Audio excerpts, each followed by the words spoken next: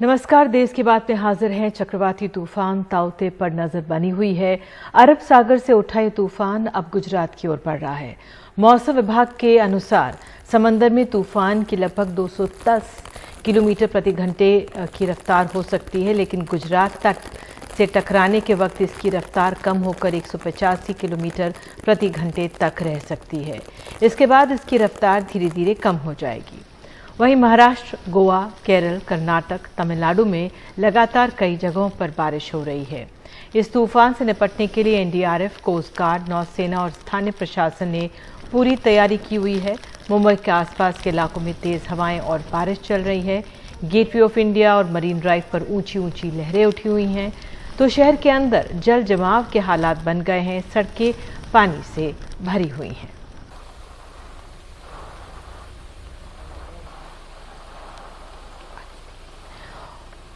और अब सीधे चलते हैं अपने सहयोगी सोहित मिश्रा के पास, जो मरीन ड्राइव में मौजूद हैं। सोहित, इस समय वहां पे क्या हालात बने हुए हैं?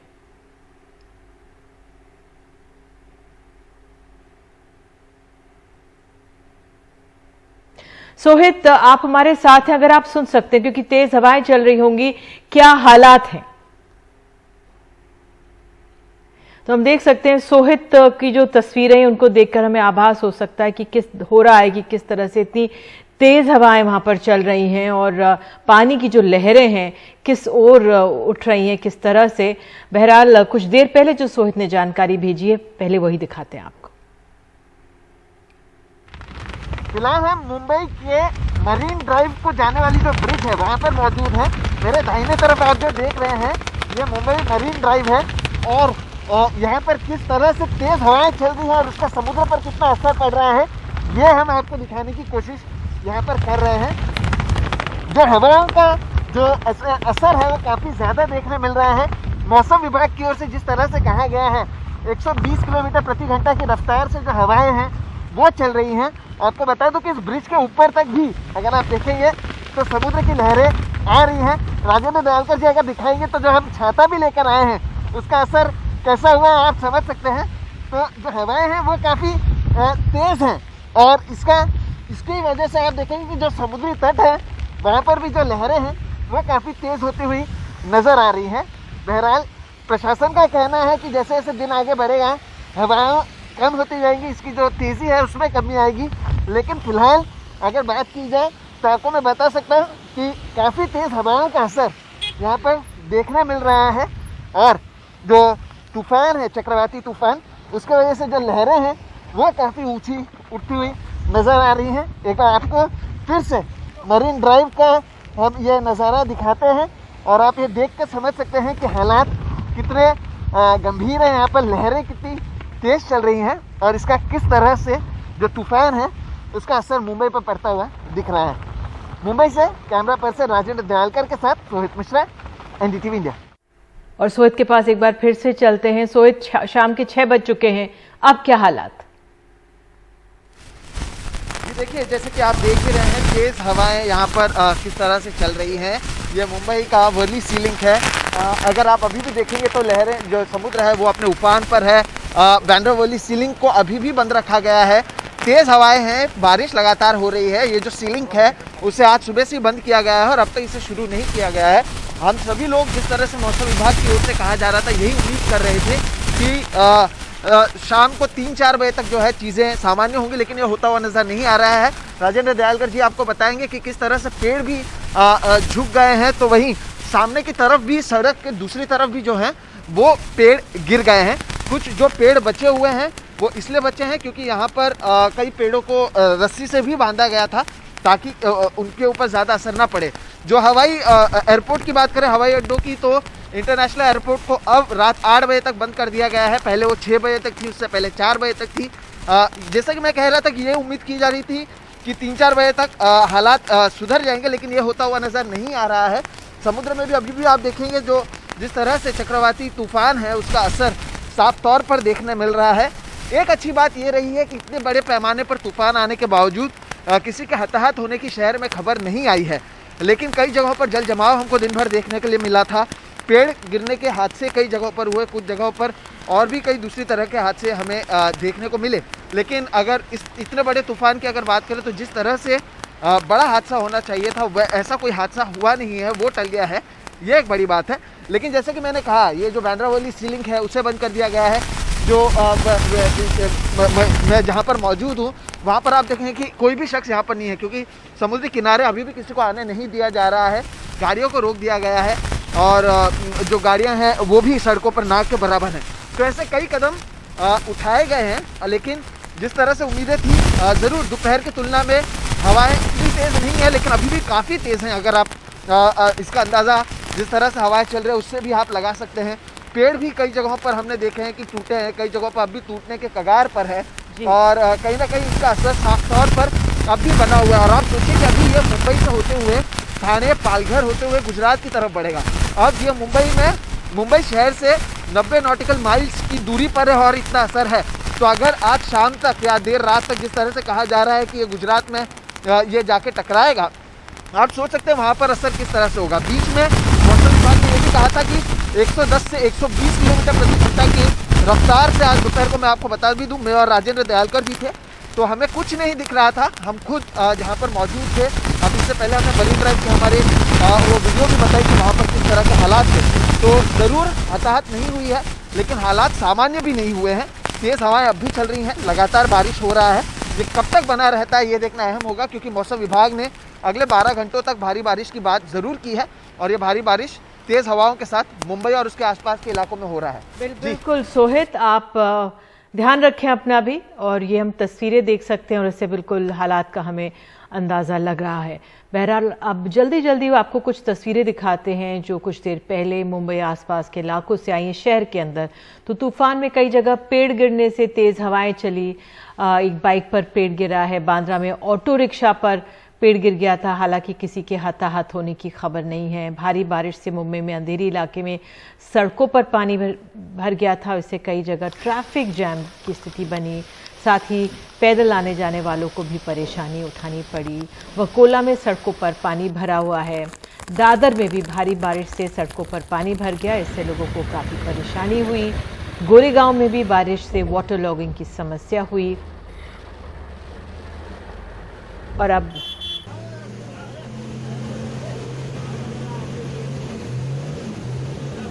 और अब मुंबई के पास अरब सागर से 2 SOS कॉल्स भी आए, जिसमें 410 लोगों के फंसे होने की जानकारी मिली। मुंबई से करीब 175 किलोमीटर दूर बॉम्बे हाई फील्ड में हीरा ऑयल फील्ड्स के पास एक बहती नौका में कम से कम 273 लोग फंसे हुए हैं और उनको वहां से रेस्क्यू किया जा रहा है। आइए सीधे चलते हैं अपने सहयोगी तो सुनील सिंह के पास चलेंगे, लेकिन जब ये 2 SOS आए वो अपने आप में उस समय चिंताजनक खबर थी और तमाम प्रयास किए जा रहे हैं कि किस तरह से इन लोगों को बचाया जाए, और उम्मीद करते हैं इस दिशा में मजबूत कदम उठाए जा रहे होंगे।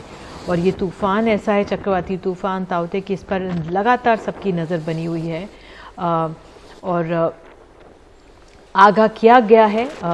क्या पहले कदम उठाए गए हैं या सुनिश्चित किया जा सकता था, लेकिन फ़िलहाल ये इन दृश्यों के साथ हम ये आपको इस खबर पर बने रहेंगे आगे भी, और सुनील के पास आगे जाएंगे।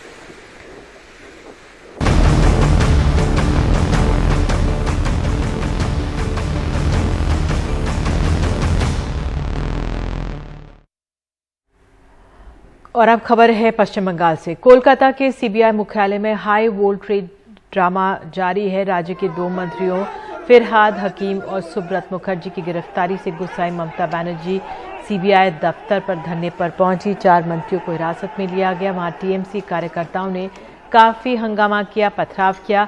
बाद में सुरक्षा बलों ने उन पर लाठीचार्ज भी किया। तो आज सुबह ही नारदा स्टिंग केस में दोनों मंत्रियों की गिरफ्तारी हुई। गिरफ्तारी के लिए सीबीआई के साथ केंद्रीय सुरक्षा बल की टीम भी उनके घर पहुंची। तृणमूल के विधायक मदन मित्र और पूर्व मंत्री शोभन चैटर्जी को भी गिरफ्तार किया गया है। आइए सुनते हैं सीबीआई का और वकीलों का क्या कहना है।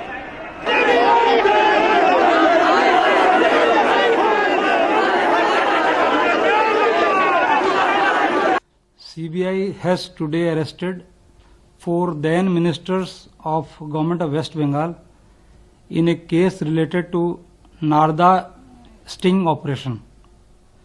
CBI had registered the instant case on 16th April 2017 on the orders of Honorable Kolkata High Court. It was alleged that the then public servants were caught on camera while receiving illegal gratification from the string operator. সবার সাথে কথা বলছে ডিআইজির সাথে এবং মুখ্যমন্ত্রীর permission নেই, কারণ গভর্নমেন্টের পারমিশন নেই, এভাবে চলতে পারে না। কি বলেছে মুখ্যমন্ত্রী? এভাবে অ্যারেস্ট করা যেতে পারে না। উনি বলেছেন ওনাকে অ্যারেস্ট করতে হবে। और इस मामले में जो शिकायतकर्ता थे मैथ्यू सैमुअल, उनका कहना है कि सबूत तो शुभेंदु अधिकारी के खिलाफ भी थे, लेकिन उनका नाम कहीं नहीं है। According to CBI officers told me, Subhendu Adhikari admitted to CBI and ED he received the money, 5 lakhs rupees, and so person, that everything he admitted. Then finally what happened? His name was not there. अब हमारे साथ हमारी वरिष्ठ सहयोगी मुनदीपा बैनर्जी मौजूद हैं। मुनदीपा, इस समय क्या स्थिति है, क्या हालात है? जी कुछ देर पहले, घंटा भर पहले ममता बनर्जी सीबीआई ऑफिस से निकल गई। 1 घंटे पहले जो सीबीआई का हियरिंग चल रहा था, वर्चुअल हियरिंग, जो लॉयर्स थे वो सीबीआई ऑफिस में थे और जो कोर्ट है स्पेशल सीबीआई कोर्ट, वो बैंकशाल कोर्ट कोलकाता में ही था। लेकिन ये एक वर्चुअल हियरिंग हुआ, वर्चुअल प्रोडक्शन हुआ। 1 घंटा पहले ये वर्चुअल हियरिंग खत्म हो गया। अब हम रुके हैं कि क्या ऑर्डर रहेगा कोर्ट का, क्योंकि जो हियरिंग में सीबीआई ने अपील किया कि ये जो 4 लोगों को उन्होंने अरेस्ट किया, 2 मंत्री, 1 एमएलए और एक प्राक्तन तृणमूल लीडर, इनको 14 दिन का जेल कस्टडी दिया जाए। यही सीबीआई का अपील था, क्योंकि उनका कहना था कि ये लोग इन्फ्लुएंशियल हैं, वो विटनेसेस और एविडेंस पर इन्फ्लुएंस डाल सकते हैं। तो इसी अपील के बाद अब कोर्ट क्या कहती हैं ये देखना पड़ेगा। जो तृणमूल के लॉयर्स हैं उनका कहना है कि कोई मायने ही नहीं रखता है ये अपील, क्योंकि ये जो नेताएं हैं ये हर समय सीबीआई के समन्स पर उन्होंने अपीयर किया सीबीआई के सामने। वो शहर में, राज्य में मंत्री हैं, नेता हैं, और वो आ जाएंगे जब भी कोई प्रश्न करने की ज़रूरत हो। लेकिन जेल कस्टडी का अपोज किया है तृणमूल के जो लॉयर्स हैं। अब इस पे क्या राय देती हैं सीबीआई कोर्ट, इस पर अब सबका नज़र बना हुआ है। लेकिन दिन भर बहुत ही ड्रामेटिक डेवलपमेंट्स जो अभी भी चल रहे हैं। कोलकाता के सड़कों पे तृणमूल के सपोर्टर्स निकल आए हैं, वो एफिजीज जला रहे हैं, प्रोटेस्ट कर रहे हैं। ये जो आज घटना घटी 9 बजे शुरू हुआ, जब फिरहाद हकीम जो ट्रांसपोर्ट मिनिस्टर हैं उनको अरेस्ट किया गया या उनको अपने घर से उठाया गया। सीबीआई के लोग गए थे और बहुत सारे सिक्योरिटी फोर्सेस के जवान भी गए थे, उनको लेके सीबीआई पे ऑफिस पे आए। और फिर सीबीआई ऑफिस के सामने जब तृणमूल के सपोर्टर्स, समर्थक वहाँ जब जमा हुए, तब कुछ देर दोपहर को पथराव भी हुआ और काफ़ी एक टेंस सिचुएशन था, जो अब कम हो गया है। पर अभी भी तृणमूल के प्रतिवाद जगह जगह पर चल रही हैं, कोलकाता में ही नहीं, पश्चिम बंगाल के दूसरे जगहों पर भी। बिल्कुल, बहुत बहुत शुक्रिया इस तमाम जानकारी के लिए मुनदीपा, और आप हालात पर नज़र बनाए रखें। बहरहाल देश की बात में आगे देखेंगे, मस्जिदों में अब ऑक्सीजन मुहैया कराने की कैसी हो रही है पहल। अल्लाह इस बीमारी से हम सबको सेहत अता फरमा, या अल्लाह इस बीमारी को ख़त्म फरमा, या अल्लाह इंसान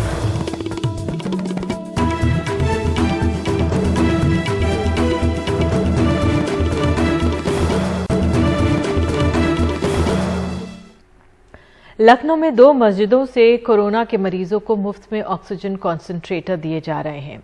दोनों मस्जिदों की कमेटियों ने यह नियम बनाया है कि 50% से ज्यादा कॉन्सेंट्रेटर गैर मुस्लिम मरीजों को दिए जाएंगे, ताकि कोई ये ना कहे कि मस्जिद से सिर्फ मुसलमानों की ही मदद की जा रही है। या अल्लाह, इस बीमारी से हम सबको सेहत अता फरमा। या अल्लाह, इस बीमारी को ख़त्म फरमा। या अल्लाह, इंसानियत पर रहम फरमा। या अल्लाह, इंसानियत पर रहम फरमा। या अल्लाह, जो तुझको मानने वाले हैं उन पर रहम फरमा। या अल्लाह, जो तुझको नहीं मानने वाले हैं उन पर भी रहम फरमा। या अल्लाह, हम सबको शिफा अता फरमा। आमीन सुम्मा आमीन। लखनऊ की लाल बाग जामा मस्जिद में ये दुआ भी कर रहे हैं और दवा भी। नमाजियों की कतारों के साथ oxygen concentrator, PPE kit, cylinder, oxygen regulator की भी एक कतार है। काफ़ी बढ़ चुके हैं और कुछ बटना बाकी हैं और अभी आएंगे। लोग आते हैं यहाँ पर और रोने लगते हैं, और रात में 4 बजे 3 बजे हम लोगों का फ़ोन आते हैं कि हम लोगों की मदद कीजिए, और हम लोग उनकी इस तरह से मदद कर रहे हैं। हमारे सामने रचित कुकरेजा वहाँ पहुँचे। उनके पिता का ऑक्सीजन लेवल काफ़ी कम हो गया है। कुछ औपचारिकताओं के बाद उन्हें एक ऑक्सीजन कॉन्सेंट्रेटर मिल गया। घबराए हुए आए थे, खुश होके गए हैं। उन्होंने हमसे भी बात की। मेरा दोस्त यहाँ से मस्जिद के सामने से निकल रहा था। उसने जब यहाँ पे बैनर देखा कि यहाँ पे लोगों की मदद की जा रही है, तो उसने मुझे बताया कि आप एक बार यहाँ पे भी ट्राई करो। तो मैंने यहाँ पे जब फ़ोन किया और मेरी यहाँ पे वासी भाई से बात हुई, तो उन्होंने कहा कि आप बिल्कुल बेफिक्र होकर के यहाँ आ जाइए। प्रमोद शर्मा भी एक ऑक्सीजन कॉन्सेंट्रेटर ले जा रहे हैं। उनके घर में तो सब खैरियत है, लेकिन वो यहाँ से ऑक्सीजन ले जाके पड़ोसियों की मदद करते हैं। पड़ोस में है आंटी जी हैं, उनके जो बेटा है वो नोएडा में जॉब कर रहा है, वो यहाँ नहीं है, तो उनको ऑक्सीजन की काफ़ी कमी लग रही है 3 दिन से। तो इससे पहले भी मैं उनके लिए ले जा चुका था। तो आज मुझे कुछ दवाएं चाहिए थी, कॉन्सेंट्रेटर मशीन चाहिए थी। हमने मस्जिद कमेटी के जिम्मेदार से पूछा कि आधी ऑक्सीजन गैर मुसलमानों के लिए वक्फ क्यों है। वो कहते हैं कि वो आबादी में हमसे ज़्यादा हैं, इसलिए बीमारी भी उन्हें ज़्यादा है। ये कोई बड़ी बात नहीं है और ना कोई बड़ा काम है। ये हम सिर्फ इंसान की मदद कर रहे हैं। हम हिंदू मुसलमान किसी को नहीं देख रहे। यहाँ हर आदमी का इस्तकबाल है, हर आदमी का स्वागत है। जो भी हिंदू भाई हो या मुसलमान भाई हो, यहाँ आए और हमसे जो भी मदद हो सकी हम उनको करने को तैयार हैं। मस्जिद से कुछ दूर हमें कुछ लोग रिक्शे वालों को सेवैयाँ बांटते दिखे। एक गाड़ी में सेवैयाँ लाए हैं। कहते हैं कि 2 साल से लॉकडाउन में दोस्त रिश्तेदार घर नहीं आते, इसलिए उनके हिस्से की सेवैयाँ इन्हें खिलाते हैं। बेपनाह तकलीफ़ों के एक दौर में, एक ऐसे वक्त में जब हर तरफ मौतें हैं, आहें हैं, सिसकियाँ हैं, इंसान की खिदमत करने से बड़ी इबादत क्या हो सकती है। लखनऊ में कैमरामैन राजेश गुप्ता के साथ कमाल खान, NDTV इंडिया। और देश की बात में आगे जानेंगे। उत्तर प्रदेश में कोरोना संक्रमण से मुकाबले के प्रयासों पर क्या कहना है वरिष्ठ नेताओं का। देश इस समय ये बहुत बड़ी लहर थी।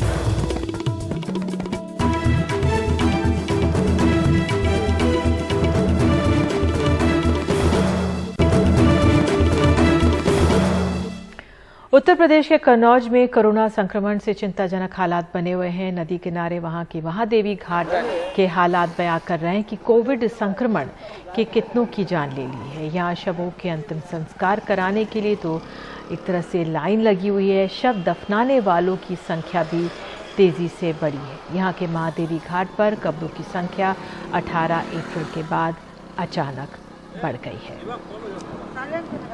तो हमने संघ के वरिष्ठ नेता इंद्रेश जी से एक कार्यक्रम के तहत बात की थी, और यहाँ बातचीत का हम सिर्फ एक अंश दिखा रहे हैं, जिसमें ग्रामीण इलाकों और नदियों में शवों को बहाने पर उनकी राय जानी। तो इंद्रेश जी, मेरा ये सवाल आपसे ये है कि अब ये जो संक्रमण है हमारे ग्रामीण इलाकों में फैल रहा है, छोटे शहरों में, जाहिर है चिंताजनक हालात हैं, क्या किया जा रहा है इसके लिए? ऐसा है कि स्वाभाविक रूप से सारा देश इस समय इस बात के लिए निश्चित रूप से चिंतित है, परंतु इस चिंता का आवश्यक हल निकालने के लिए जरूरी है कि पूरा देश जाति, दल, मजहब, भाषा, लिंग, अमीर गरीब, गांव शहर, पढ़े लिखे अनपढ़ के भेद से मुक्त होकर वह इस बात का संकल्प करे कि लड़ेंगे तो हम मरेंगे, मिलकर चलेंगे तो हम इस बीमारी को पराजित कर सकेंगे। इसलिए यह एकजुटता का संदेश गांव-गांव तक अगर पहुंच जाए तो मुझे ये लगता है कि यह लड़ाई हम विजय के लिए आसानी से लड़ सकेंगे।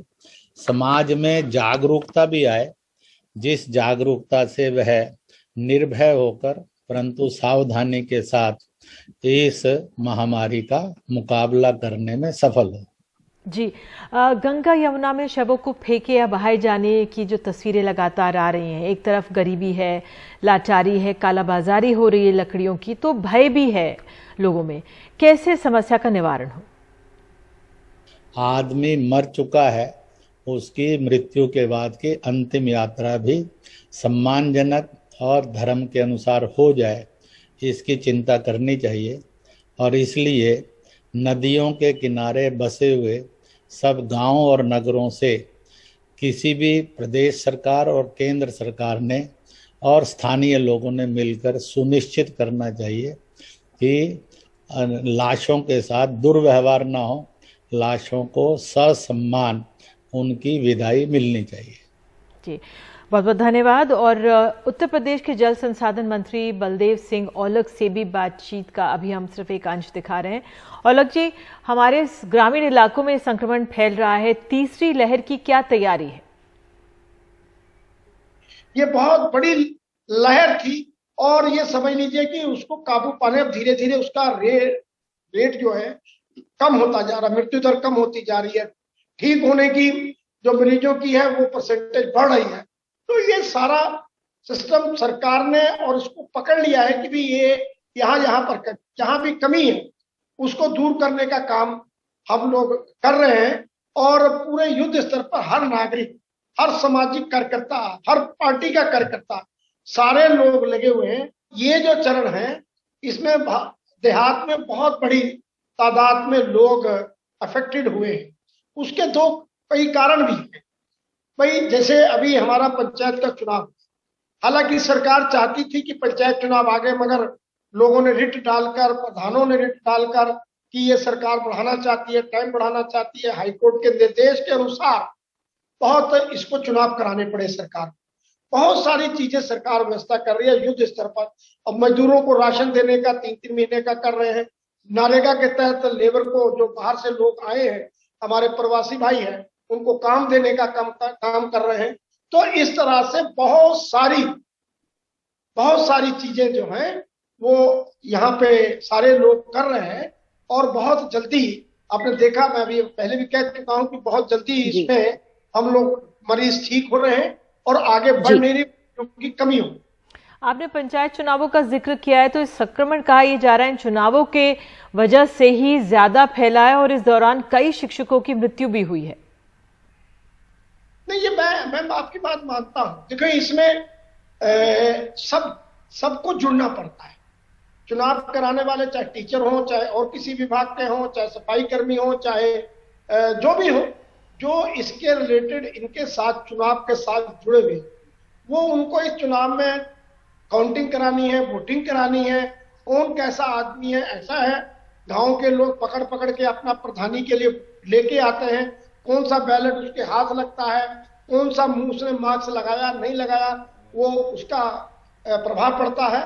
तो ये सारी चीजें रहती हैं, मगर मुझे ये भी खुशी है कि सरकार ने इन चीजों पे सब पे काबू पा लिया है और उसको सबकी टेस्टिंग करा के उनको दवाई देने का काम। लेकिन क्या ये चुनाव टाले नहीं जा सकते थे, कुछ और पोस्टपोन? देखिए, ऐसा है, सरकार कहीं ना कहीं चाहती थी, मगर हाई कोर्ट में जो लोग गए थे, हाई कोर्ट के ऑर्डर के अनुसार ही चुनाव। जी, औलख जी, आप जल संसाधन मंत्री हैं। गंगा यमुना में शवों के डाले जाने की बहुत तस्वीरें आ रही हैं उत्तर प्रदेश के कई अनेकों शहरों से। क्या नीति है इस पर, कैसे इस समस्या का निवारण होगा? गंगा के किनारे किनारे फलदार वृक्ष लगाने का काम है, पेड़ लगाने का काम है, बागवानी करने का काम है। सरकार फैसिलिटी दे रही है, सरकार पौधे दे रही है, तो बहुत सारा इसको सफाई करने का काम भी हमारी सरकार कर रही है। और फिर भी जो आपने बताया कि लाशों को डालना, बहुत सारा सरकार ने रोकने का भी काम किया है और कोई भी पानी को प्रदूषित ना किया जाए ऐसे नाले भी बंद कराए गए हैं और बहुत सारी व्यवस्था की गई है कि पानी जो है जो शुद्ध रहे और इसका लाभ। बात करने के लिए धन्यवाद आपका। बहरहाल देश की बात में आगे है, क्या मध्य प्रदेश में कोरोना से हुई मौतों के आंकड़े छुपाए जा रहे हैं।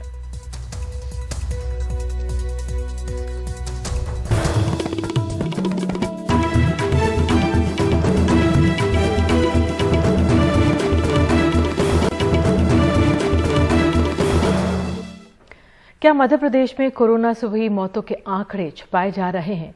भोपाल के शमशान घाट और कब्रिस्तान इसकी गवाही दे रहे हैं। वहां लोगों को अपने परिजनों के अंतिम संस्कार के लिए घंटों इंतजार करना पड़ रहा है।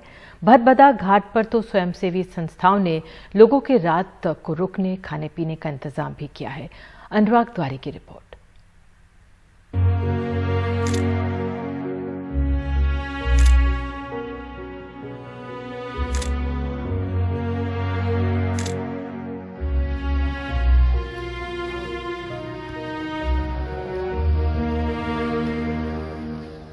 भोपाल के सबसे बड़े शमशान में कोरोना के शवों के आंकड़ों का अंतिम संस्कार होता रहा।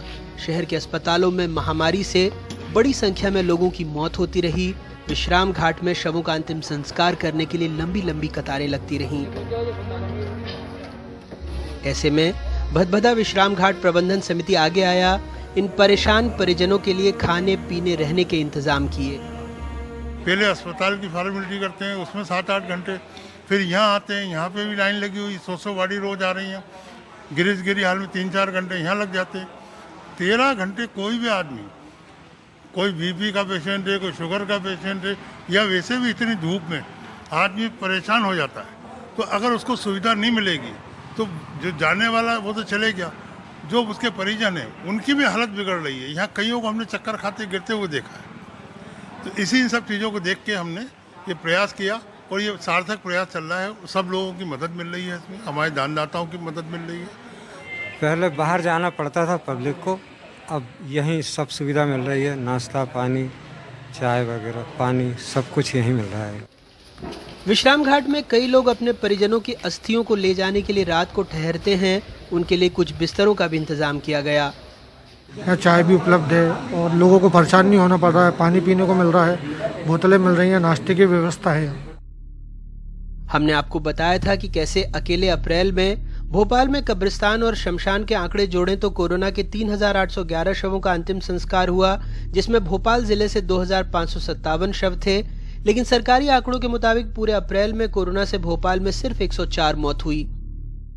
शासन प्रशासन की नजरों में ऐसे विश्राम घाटों में जिन लोगों की मौत हुई वो कोरोना का आंकड़ा तक नहीं, लेकिन कुछ इंसान थे जिन्होंने इन मृतकों को इंसान समझा और इनके साथ आए परिजनों के साथ इंसानियत का रिश्ता निभाया। भोपाल से कैमरा पर्सन रिजवान खान के साथ अनुराग द्वारी, एनडीटीवी इंडिया। और इस खबर के साथ देश की बात में आज के लिए इतना ही, लेकिन खबरों का सिलसिला एनडीटीवी इंडिया पर जारी रहेगा। नमस्कार।